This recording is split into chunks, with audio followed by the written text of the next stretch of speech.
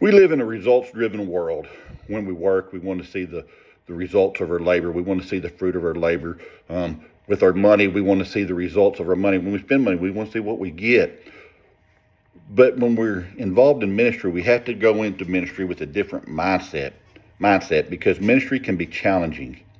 We can't give up when we face obstacles or when we get discouraged.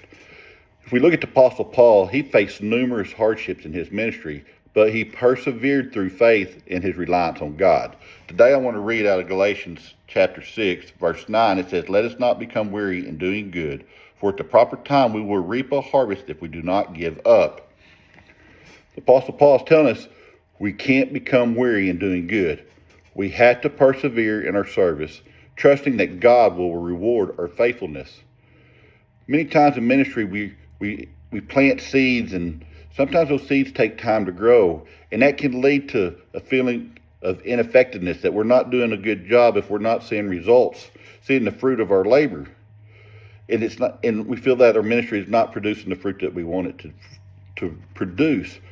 But that doesn't mean it's still not producing fruit. We just may not see it, and it may take time for them seeds to blossom and produce that fruit.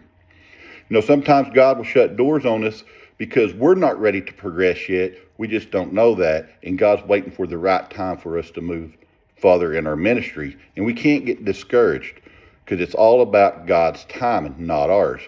We have to focus on the long-term impact of ministry. And when we do that, it can help us overcome the short-term setbacks that we may have. In the end, we have to remember that God is ultimately in control. It's all about God's timing and not ours. And we have to remember that our labor is not in vain. Even though we may not see the fruit of our labor, I promise there is fruit that is growing because of the labor that we do. Thank you.